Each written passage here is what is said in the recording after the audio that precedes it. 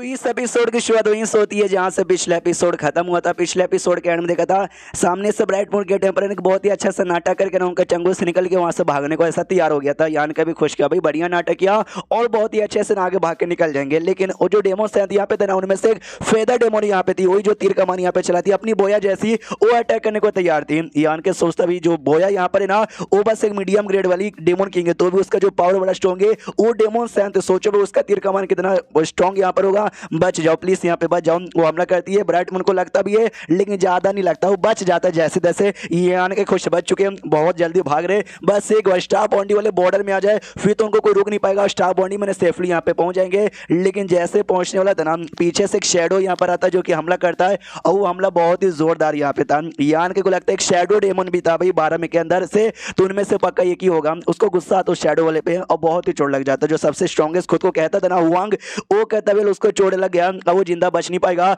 जो बाकी half daemon सेंथ यहाँ पर है ना, वो उसको मार पाएंगे या फिर नहीं मार पाएंगे, अब उन पे यहाँ पे डिपेंड है। यान को अभी भी उस शैडो डेमन पे गुस्सा रहता, लेकिन नोटिस करते एक सेकंड, शैडो डेमन अपनी जगह से हिला नहीं है, वो तो रियू के पीछे यहाँ पे खड़ा है। तो ब्राइट मून पे किसने हमला किया? मुझे याद है भाई, किसी शैडो वाले बंदे ने हमला किया, तभी इसको याद आता है नाइट शैडो ग्रेट टेम्पर जो हमारी दुनिया का था, उसने तो हमला यहाँ पे नहीं किया यार, वही हमला कर सकता। मुझे लगा खाली 12 के 12 यहाँ पे मौजूद है, ये 13 भी यहीं पे मौजूद था, मुझे उसके बारे में आइडिया भी नहीं लगा। वो मैं कैसे यहीं पे लंबे समय से छुपा था, और एंड टाइम पे जब ब्राइट मून वाले भागने रहेंगे ना, ये उस समय आके हमला करने का प्लान होगा। और देखो उसने वैसा किया भी, दम भागने वाले थे, दम पहुंच ही चुके थे, उस समय हमला करके पूरा दिमाग का दही कर दिया। उसके बाद ना ऑर्डर यहाँ पे दे दिया जाता है सारे के सारे हाफ डेमन सैंत को जाओ अटैक करो, जो यहाँ पे मारेगा ना उसी का डेमन सैंत बनने का चांसेस यहाँ पर है। तो सब लोग आते और घेर लेते हो, कहते यस हमको मारना है भाई, एक ग्रेट टेम्परर को मजा आ जाएगा। अपना ब्राइट मून कहता है कि वेल आज तो मैं सच्ची में मर ही जाऊंगा, लेकिन मरने से पहले यार मैं तुम में से ढेर सारे लोग को यहाँ पे लेके मरूंगा, इसलिए भाई मेरे लाइट के सामने तुम लोग टिक के दिखाओ। इतना बोल के ये भी हमला करता है। दूसरी जो यान के नाम, वो भी पास में जाने की कोशिश करता है, ये कहते हुए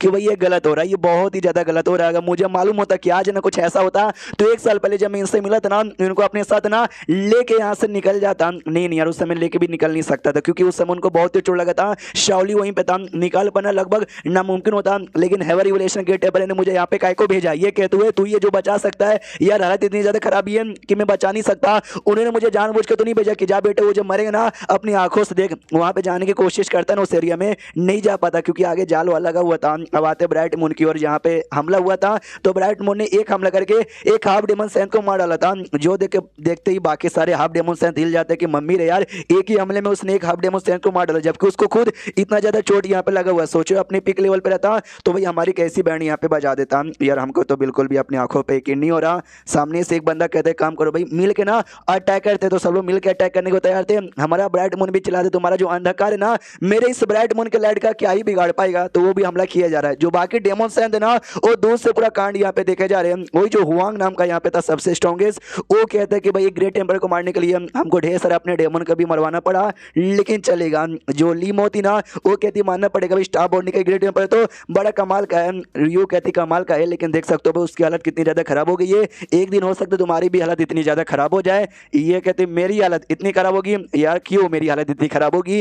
रियो कहती कुछ भी हो सकता है, जैसे हमने उसको जाल में फंसा के उसकी हालत खराब कर दी, वैसे आगे चल के तुमको किसी ने जाल में फंसा के हालत खराब कर दिया। तो जो सुंदर लीमो कहती है ना भाई, पिछवाड़े जैसे तेरा मुंह यहाँ पर, जब बोलती हो ना तो खाली टट्टी तुम्हारे मुंह से निकलता है। मैं तुमको भाई बताने वाली थी, लेकिन अब तुमको बताऊंगी नहीं। ये कहती क्या बताने वाली थी? लीमो कहती है गेस करो, वो कहती मुझे गेस नहीं करना, बताना तो बताओ और ना भाड़ में जाओ। ये कहती तुम्हारे साथ तुम्हारा जो लड़का यहाँ पे था बाबू, अरे उसके बारे में कुछ सोचे नहीं हो क्या? वो अकेले, इसको एहसास होता हाँ यान के अकेले। तो नोटिस करती है जो शैन है ना, शैन यान के पास यहाँ पे बढ़ रहा है, इसको गुस्सा जाता है। शैन के बच्चे इतना बोल के ना उसके पास जा रही थी। जो शाओली यहाँ पे था ना, शाओली बीच में आ जाता है। तो ये भी कहती भाई क्या हुआ, तुमने मुझे रोका कहीं को? सामने से शाओली बताता भाई मैडम तुम जा कहाँ रही हो? ये कहती भाई मैं कहीं भी जाऊँ, तुम्हें उससे क्या, मुझे कहीं जाना है तो भाई जाने दो। वो कहता नहीं अभी हम लोग ब्राइट मून गेट टेम्परर पे हमला करें, जब तक वो मरता नहीं है तुम कहीं पे जा नहीं सकती। ये बताती भाई ब्राइट मून गेट टेम्परर की बैंड यहाँ पे बच चुकी है, बहुत जल्दी उनकी मौत हो जाएगी, तो हम लोग यहाँ पे बैठ के क्या करेंगे, इसलिए प्लीज मुझे जाने दो।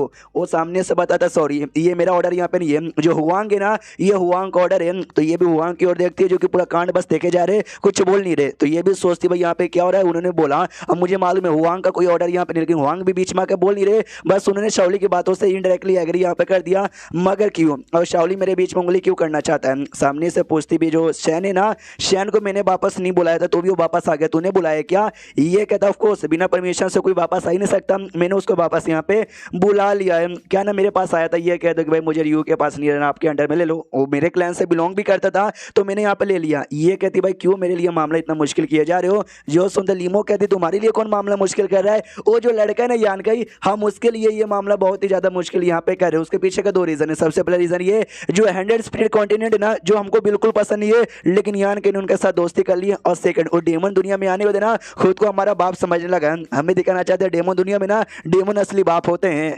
तो ये गुस्सा करते कि अगर यान को कुछ हो गया ना तुम्हारा भी अंजाम में बुरा करूंगी। तो लीमो भी कहती ओ माय गॉड गुस्से में हो यार, तुम्हारा गुस्सा वाला जो एक्सप्रेशन है ना कितना प्यारा लगता है। सामने से शाओली भी कहता है डोंट वरी यार, मैंने सेन के साथ यहाँ पे बातचीत कर लिए, वो बस यान के की बैंड यहाँ पे बजाएगा, उसकी जान यहाँ पे नहीं निकालेगा, तो तुमको ज्यादा टेंशन लेने की कोई जरूरत नहीं है। ये मनी मन सोचते जो शाओली यहाँ पर शाओली नहीं भाई सैन है ना, वो यान के से बहुत ही नफरत करता है। अगर उसने सच्ची में यान के को जहाँ से ही मारा तो भी उसको इतना टॉर्चर करेगा ना कि भाई चारे का अंजाम मैंने यान के अंजाम बहुत ही बुरा यहाँ पर होगा। यार सारी गलती यान की, मैंने उसको मना किया था, यहाँ पे मैंने बुलाया नहीं था तो भी उंगली करने आता है, उंगली करने आया, देखो फंस यहाँ पे गया। और सैन का बच्चा भी भाई बार बार उंगली करने चल जाता है। दूसरी ओर जहाँ पे यान के जाल में फंसा था और शैन के जाल यहाँ पे था, ये भी सोचता यार मुझे लगा नहीं था कि ब्राइट मून गेट टेम्पर को बचाने जाऊंगा तो रास्ते में सैन जाल लगा के बैठेगा। जो भी हाफ डेमन सैन था सब ब्राइट मून से फाइट करने यहाँ पे गए। तो ये सैन यहाँ पे क्या कर रहा है, और मैंने टेलीपोर्ट करने की खुद की कोशिश यहाँ पे की, लेकिन यहाँ से टेलीपोर्ट करके मैं बाहर जा ही नहीं सकता। जो उससे चला था शैन के बच्चे सामने आ छुपा यहाँ पे कहीं को है, वो सामने नहीं आता।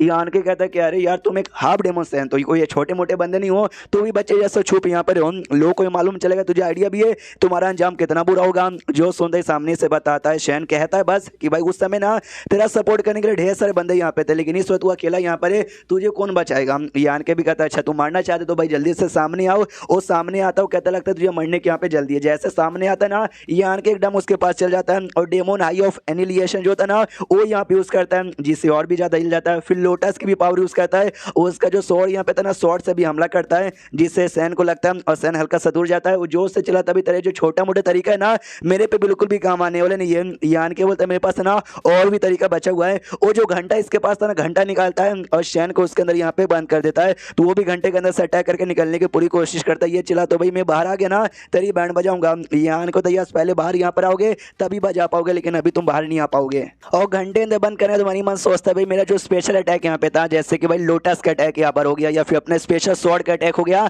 या तो भाई मेरा ये जो डेमन आई ऑफ एनिलिएशन मेरे स्ट्रॉन्गेस्ट अटैक है। ये सारे अटैक करने के बाद भी ना हो आप डेमन सैन थे, मैं उसका कुछ भी बिगाड़ यहाँ पे नहीं पाया, एंड में घंटा में बंद करना पड़ा। सोचो जो रियल डेमन सैन थे उसके साथ मैं कैसे फाइट यहाँ पे कर पाऊंगा, बिल्कुल भी नहीं। तो ये पावर गैप है हमारे बीच में। और रही बात मेरे घोड़े का और साथ ही में मेरे स्टोन पपेट का, वो दोनों भी मेरे साथ निकल गए तो भी बहुत जल्दी आएंगे, वो दोनों आ जाएंगे ना तब शायद मैं इसको यहाँ पे हरा पाऊंगा। घंटे के अंदर से चिल्लाता है सैन भाई तुझे क्या लगा तू मुझे बंद कर देगा तो बच जाएगा, ऐसा नहीं होगा, जरा अपने आसपास तो देख। तो पूरा जो जगह यहाँ पे था ना वो एक ब्लड सी यहाँ पे था, ब्लड सी के अंदर से ना ढेर सारे जो ब्लड कॉर्प्स या फिर भाई डेड कॉर्प्स यानी मरे हुए ऐसे डेमन जो कि ब्लड से बनकर वापस जिंदा होकर आते वो आ गए थे। पूरा पावर उनके अंदर से महसूस हो रहा था। यान के भी सोचते हैं सारे डेमन यहाँ पे मारे जा चुके, लेकिन तो भी इनका बना हुआ बॉडी कितना स्ट्रॉन्ग है, ऐसा लगता है कि रियल में अभी भी जिंदा है। तो ऐसा पावर होता है ये ब्लड सी में ब्लड डेमन के पास। एंड देन ये चैप्टर यहीं पे खत्म हो जाता है। तो चैप्टर खत्म तो वीडियो भी खत्म। तो मिलते हैं किसी और वीडियो में, जब तक के लिए बाय बाय।